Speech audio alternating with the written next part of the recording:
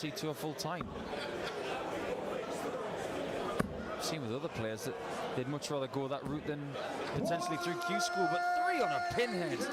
Wow, like 3 David Beckham free kicks in the top left corner from McKinstry. Don't let him hear you use that comparison. He's a big Liverpool fan. Oops. Who would he want me to say? Firmino? Mo Salah? Yeah, Salah, Stevie G? 91. Shouldn't say Stevie G in case he's a Celtic fan as well. Bergh really does need to find something special. Wouldn't put it past McKinstry to clean up this 1-3-0. I would not put it past him at all. Just hit that dart. Oh, he did as well. Oh, Kyle, what are you up to? Little show of aggression as well. I told you it was coming.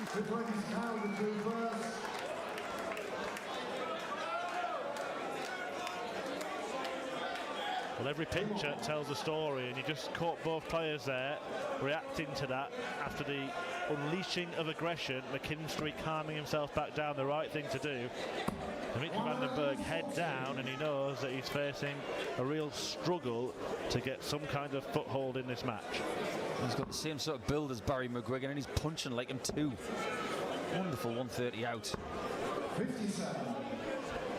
It's going to be Jelle Carson against Gary Anderson, the next match up on the main stage. That will be fast and furious. This one could be much quicker than many people would have expected. If it carries on like this, we're not going to be here much longer. Oh, come on, Murph, you know better than that. Well, this yes. is board 2. We got drama all day and all night long.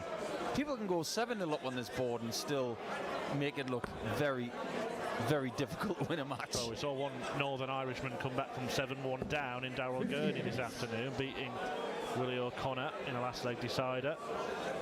And we're going to see another Northern Irishman do it in reverse. 134. Van den Bergh seems to be waking up a little bit, but it's more sporadic than that of McKinstry, who seems to be on it this evening. 140. He's had good averages so far, Kyle McKinstry, but this seems to be a level up. He's just warming to the opportunity of getting to the quarterfinals, and he's forcing Van den Bergh to do more of that. I think it's about 5 levels up, Paul, to be fair. His highest average was 98. That was against Martin Schindler this afternoon. He's up at 105 here. And he was almost up by 5. Now, Dimitri van den Bergh, who is yet to throw a dart at a double, might need to take this out to stay in the match. Double 16. 54. Goes on the other side of the double that Kyle has just missed, but he has the right of return.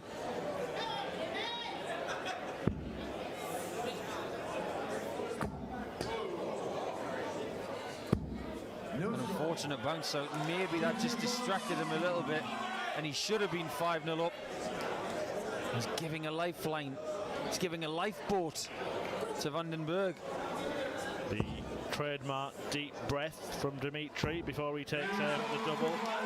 It pays off.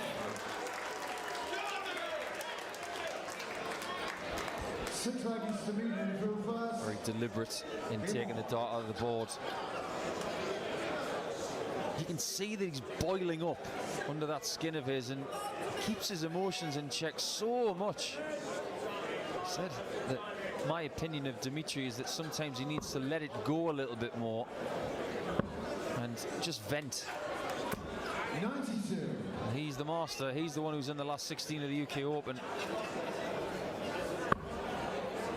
There was a chance missed for McKinstry to be 5-0 up. 58. Well, we said that Van den Bergh hasn't really been tested. He's played opposition ranked far, far lower than him and has won the matches pretty comfortably.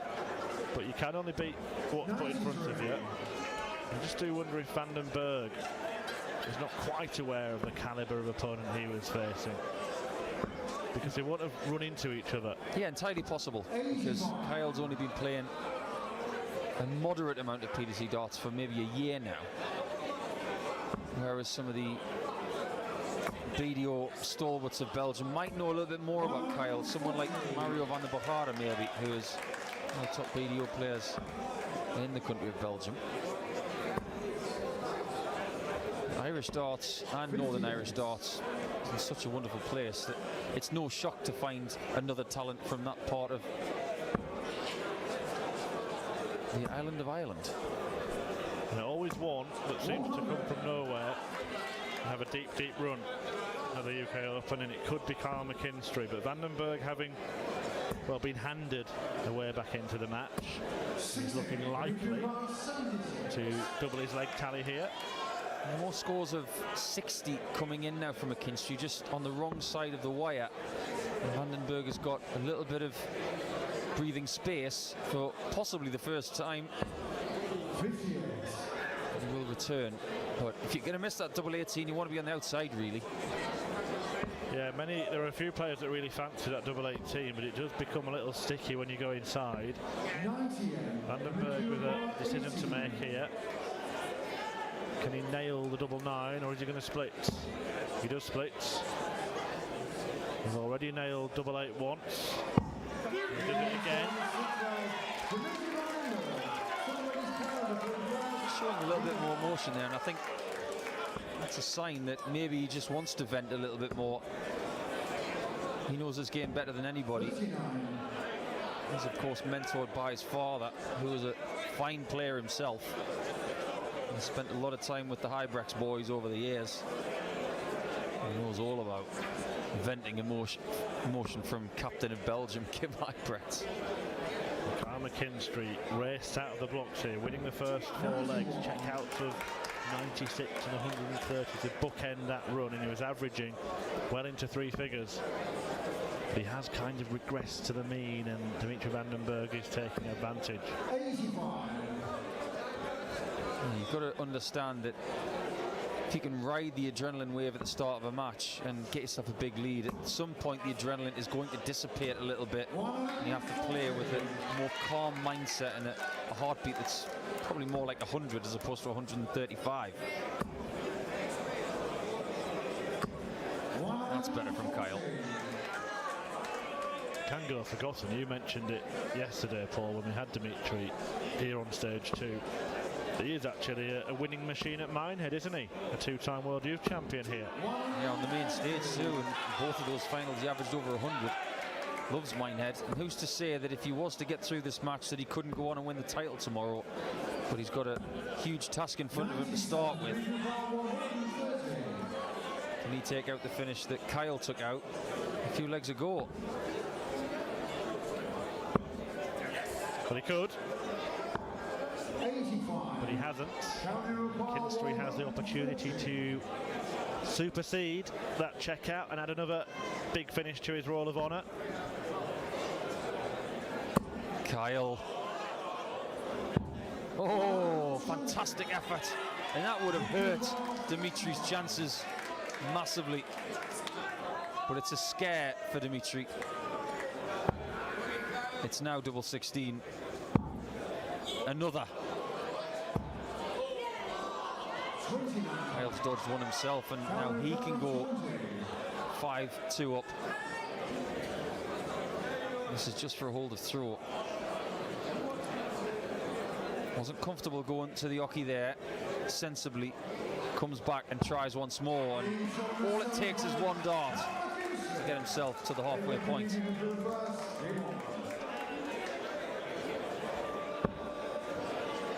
Dimitri van den Bergh had another good run at the World Championships. Alexandra Palace, his second quarter-final placing in 3 years, but he has struggled at the start of this season. 4 first-round exits from 6 on the floor, and probably even more disappointingly for him, a second-round defeat at the Belgian Darts Championship last weekend at the hands of Jamie Hughes, who we've just seen beat Mensa Suljovic here on stage 2.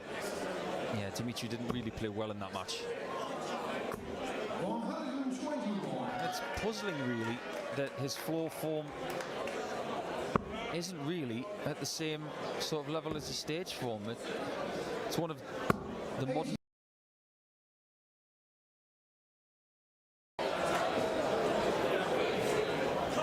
216s. And very well done there from Bergh, because somebody was shouting out, "Come on, Kyle," in the background. He didn't step away. He just got it done. I know there are a lot of people out in the crowd this evening who have had a very long day. But I should still show respect for people when they're going for their doubles. I saw a sign today at the rugby that said, "Respect the kicker." Well, you should respect the dart player when they're going for their doubles. Good point, well made. And it is slightly different here, isn't it, in the more intimate setting of stage 2. There isn't that wall of noise that you've got behind you in the big open main arena here at Butlins Minehead. 100.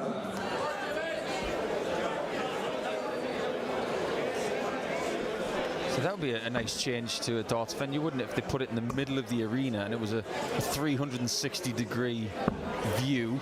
100. There'd have to be some kind of revolving stage. You could end up feeling seasick, Paul. Oh, that would be dreadful if you didn't have your sea legs. Maybe they could change the view of the board after every leg and just turn it around 90 degrees. A bit like the revolving board in Bullseye.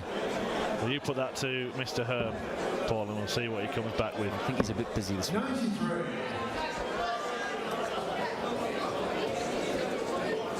I mentioned the noise from the crowd in the main arena. The crowd here, the fans here in reds, watching on stage 2, certainly gave them a run for their money when Johnny Clayton pinned that perfect leg earlier this evening. Clausen's had a bright start on the main stage. He's 2-1 up on Gary Anderson. That's very bright as well. Almost a picture-perfect 180. On throw, Kyle is under threat again. Bergh is turning up the heat, the intensity as well. Interested to see the response from McKinstry as this match gets tighter. Double 14. Double 7. Can't afford to go inside. Hasn't. He finds it in a roar from Dimitri van den Bergh to rival the likes of Gerwyn Price. Because he trailed this match 4-0, and at that point, Paul, if you'd have said to him, "I'll give you 5-all at the break," he'd have bitten your hand off and you wouldn't have had an elbow left to sneeze on. Absolutely right. Look at the level of concentration and somewhat micro-meditation. And Dimitri van den Bergh is noted for it. That's why he's one of the most mature young players in the world. Because he believes in looking after yourself, he believes in the whole meditative state when you're playing your best, but he also believes in that tiny bit of aggression as well. Sometimes you've got to fight your way out of a spot, and he's having to do that this evening against a very plucky opponent.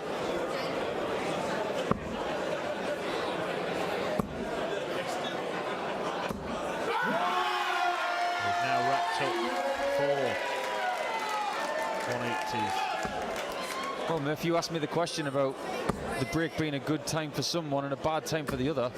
45. It's a good time for a break for McKinstry, but a really bad one for van den Bergh, who is bubbling right now.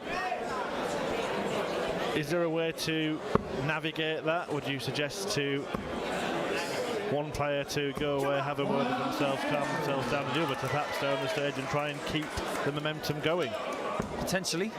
I think it all depends what you feel you need based on experience. If you don't have any experience of breaks in this format match, you just have to go with the flow. Van den Bergh's response to the blistering start from McKinstry has been terrific. Not going to go ball here. 89. Tremendous setup, and it should be 5 each at the break after the next visit. 95. Been very good in this section of the board, Dimitri van den Bergh. It was a slow start for the young Belgian. Lost the first 4 legs. 16. I'm not sure how much he believed he could hit that double 16 with that third dart, because I'm not sure he could see it. But this would be outrageous. rather unlikely after the darts we've seen for the last 2 or 3 legs. Just in case, because you never know, if Van den Bergh has one bad dart here and it goes way south of the double 8, he might bust his shot. You'd be hoping he doesn't. He does not, and he does tie it up. 5 apiece, winning 5 of the last 6 legs, and you can see there Kyle McKinstry exits the stage rather rapidly. Wants to have a little word with himself because he's let a lead slip here. And the Dream Maker has avoided what could have been a real nightmare in this last 16 match. He'll come back at 5 apiece. Could have been a lot worse for him. Separate the two combatants, even though they were separated by quite a few legs at the start. McKinstry came out like a prize greyhound. Van den Bergh came back with some measured and somewhat aggressive at times, really accurate stuff. And maybe the break came at the wrong time for him, but McKinstry was off the stage very fast. But even faster, he was back on it, wasn't he, Murph? Yeah, I was going to ask you actually before the break, as soon as we've got the benefit of your wisdom, you've been there, done it. What happens in a break, Paul? I used to try and find something I could scream at if things weren't going my way. But if things were going my way, I would just breathe and say, just keep doing what you're doing. The only break I really do remember in my career was when I played Robert Thornton at the Grand Prix in round 1, and I lost the first set 3-2, but I played really well.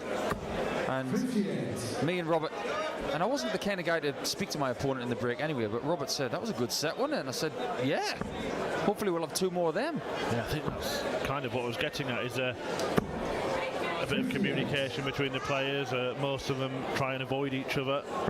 Most of the time, nobody speaks to each other. They want to stay in their own zone. But with me and Thornton, it was different because we're very close mates. Most of the time you won't speak to your opponent, but on the odd occasion there may be a tiny bit of communication. And there may be 1 or 2 masters of the dark arts of darts that will have perhaps an unwelcome word or 2 in the shell of their opponent.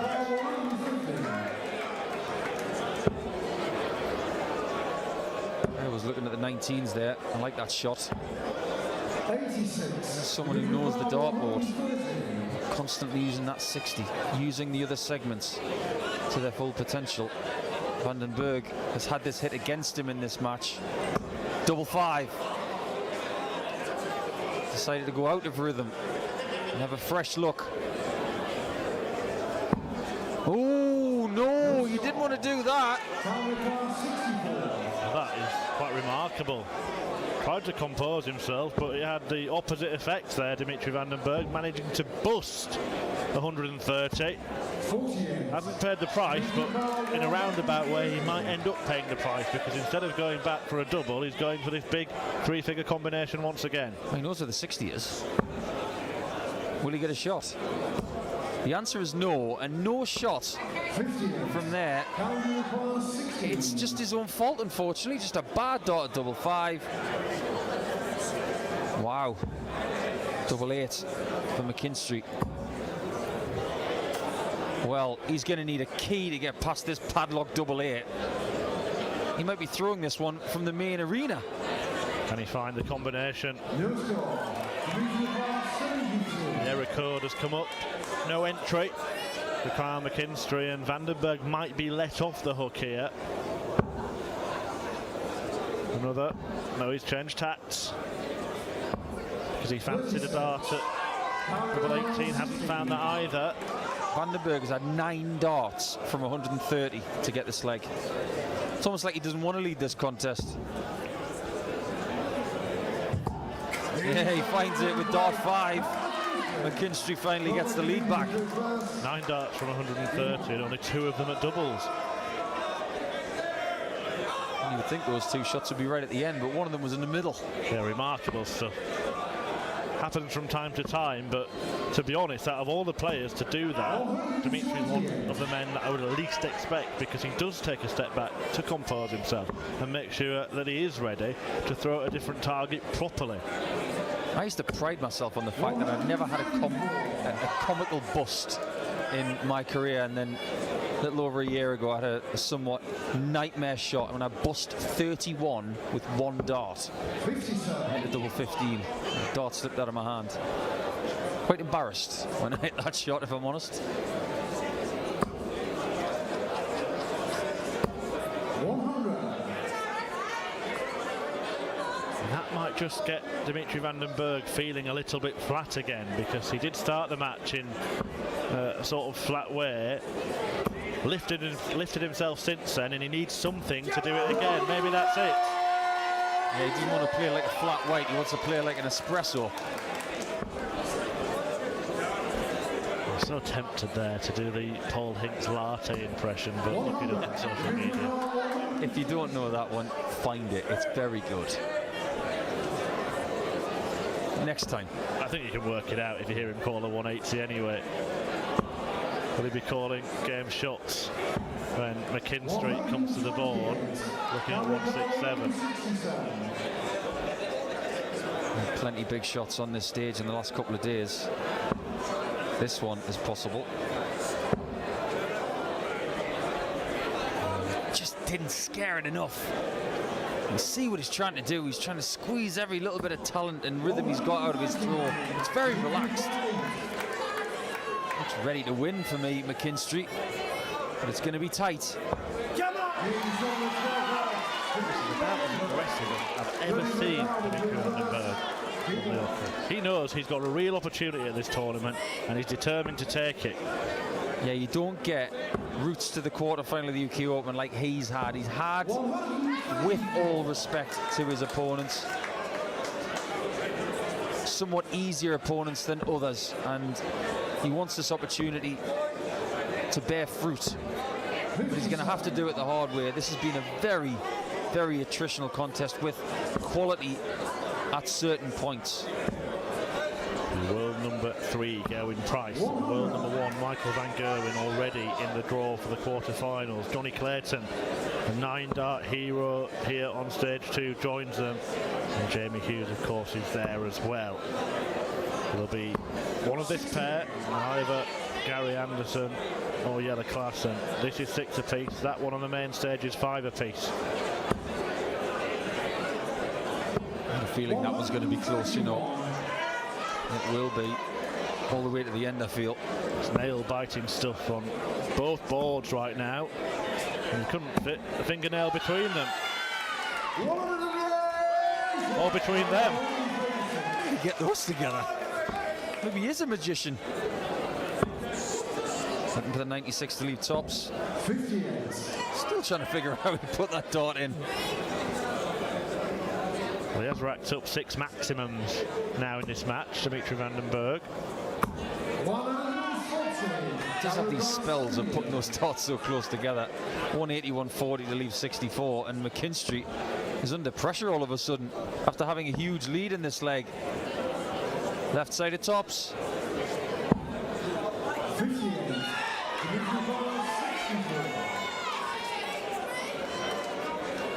If he hits this, you will see more aggression.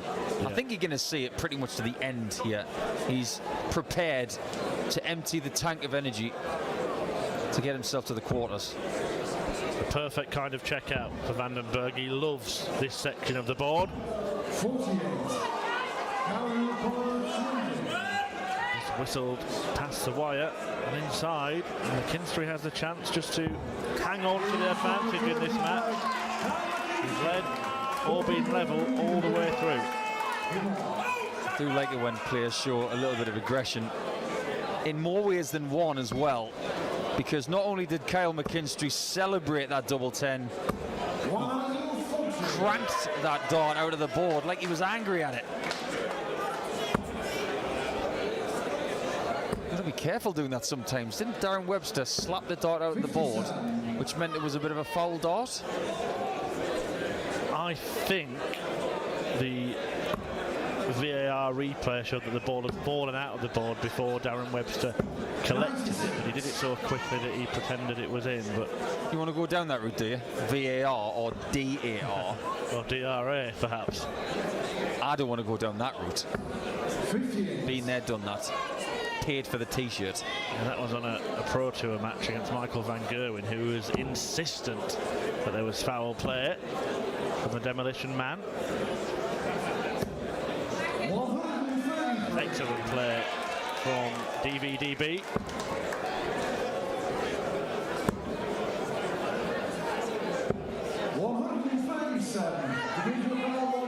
He doesn't really need to go for the bullseye here. He could just line up a nice ton.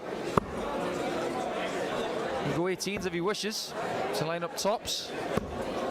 Very good use of the board.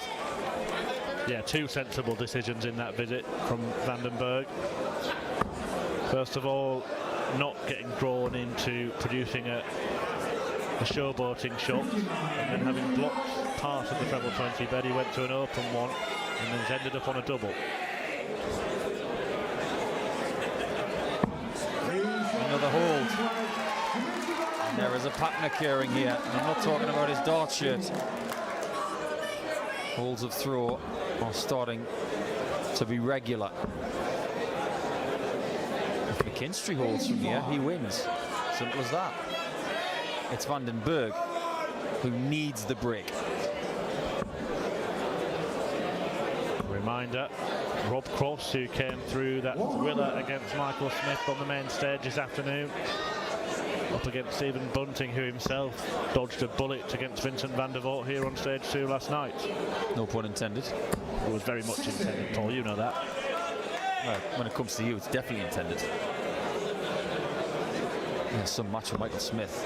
That 118 checkout from Michael Smith in the 18th leg of that match was quite special. 20-48 bull when the 60 was blocked. Just goes to show how intelligent Michael Smith is on a dartboard. Yeah, and there was nothing wrong with the bull attempt for the 164 that would have won in the match.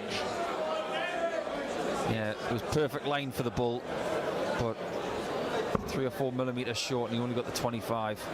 Fantastic effort from Michael Smith, and I really hope that he maintains this form and belief throughout this season and picks up that elusive, massive title. McKinstry is under pressure here.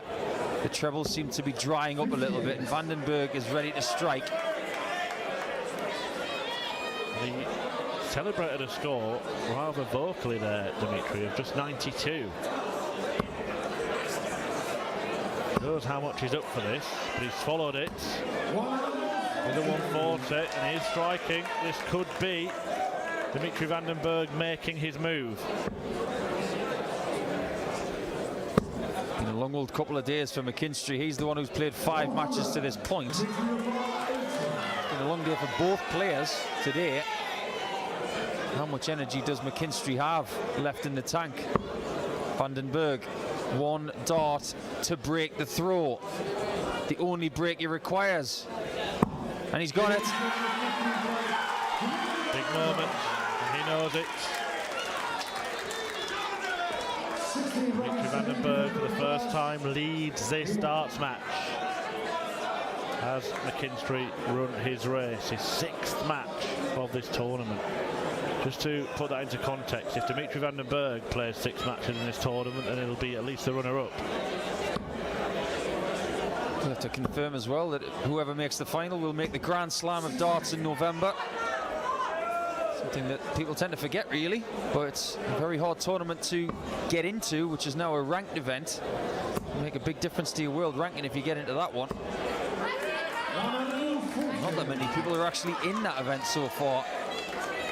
And current champion Gezi Price, world champion Peter Wright, and a couple of others.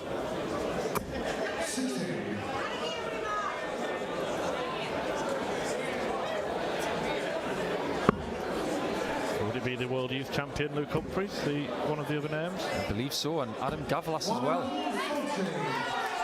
And Michael Smith for making the Masters final. And a lot more names to go in that hat.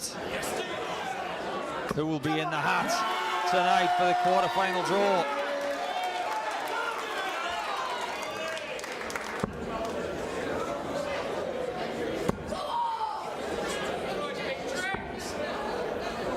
I like that play from McKinstry, taking his score below 121, which means when he returns, he has a break back chance on something that doesn't need a bull finish. 123. Might misfire for the final dart, but Bergh has left himself on a 2-darter. Single 19. Top of the shop, and he pins it, and he breaks straight back. And that is very, very good stuff from Kyle McKinstry, because you would have forgiven him for kind of folding at this point, but he's not going to do that. Somewhat menacing look from McKinstry when he hits that 116. Not only brilliant tactics from Kyle, but 96. wicked execution.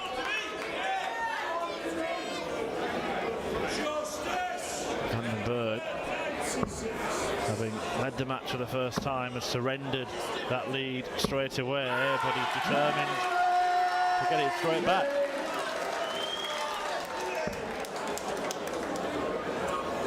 Maximum 3 legs left. How much drama can we possibly take on board 2?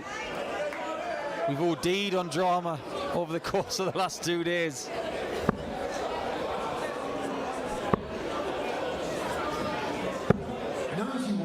Classen leads Anderson 7-6 on the main stage. Here, nothing between them, but Bergh has a big opportunity for a break, although McKinstry with a bedfellow would have been on a finish first. Classen knows all about making the latter stages of Minehead. Last time he was in the quarterfinals here, he beat Kyle Anderson 10-0. Bergh, you may have heard it, you may have picked it up. He cheered himself mid-visit there when the second dart went into the treble 20, as he racks up a 9th maximum of this match. 40. There'd be more breaks in the last few minutes than if you placed a packet of crackers on the floor and stamped on them. And he misses the single. And he's hit the wrong double again. That's the second time in this match that he's hit double 8 going for double 16. Can you, Kyle? Can you get out the rod and reel in the fish? Hook? No line. And you can't have sinker. Well, it could be the sinker, couldn't it? Because Bergh's going to come back, eyeing up double 8 to break the throw and then serve up for a place in the quarterfinals.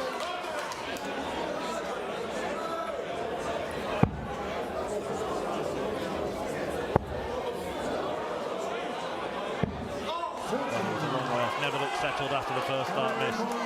Absolutely right. 2 bad darts. The one at double 4 was severely dragged. It could have easily gone into the single 13, that one. McKinstry to hold. Awkward. 1 shot left. And if you say that it's just brilliance that you need for drama, you'd be wrong. For drama, you need misses, and that's what we're getting right now at the tail end of this contest. The nerves are jangling on the stage, and that dart just suggests Dimitri is scared of going inside. But he made the necessary adjustment, and the score is adjusted 9-8 in the favour of the Belgian. He will now throw for a place in the last 8 of the UK Open. It's a somewhat apologetic celebration from Dimitri. Dimmy, you're allowed to celebrate your successes. He is a poster boy of overthinking something right now, and coming from me, that's a statement. You were never an apologiser, were you, for hitting a double, for doing your job? Never apologised in my life. On a dartboard, anyway. Just trying to calm himself down. No treble in the opening turn, and McKinstry can try and cash in on that. He's already outscored him. He's doubled his score. That's a fantastic start. It already puts this match back in doubt for Dimitri. Whoever wins this one is going to have a massive sigh of relief at the end. A celebrated ton there. That's the point we've reached in this one. 17 legs in. Any dart like that is a bit of a disaster at this stage. 41. McKinstry just needed to back up that 140. Dimitri had only found one treble in his first 6 darts. 140. Fantastic visit. 3 beautifully thrown darts. McKinstry is on a street that requires 61. perfection, really, at this point. It's all in the hands of the Belgian wonder kid. We said he hadn't really had to fight coming into this showdown, but he's certainly shown plenty of that in it. Now he's got his eyes on the prize, and that prize is a place in the draw for round 7, which is the quarter-finals of the UK Open. Dimitri van den Bergh will really fancy a 64 finish to get the job done. 59. He will. He could finish it on double 8, which he hit going for double 16 on 2 occasions, but it is double 16, and it is for 10-8 and the win. 48. He'll be back.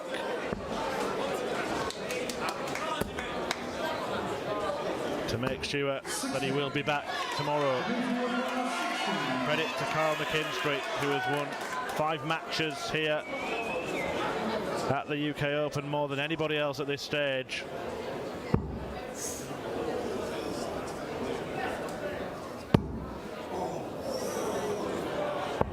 But his dream run is ended, and a dream might be being made by the dream.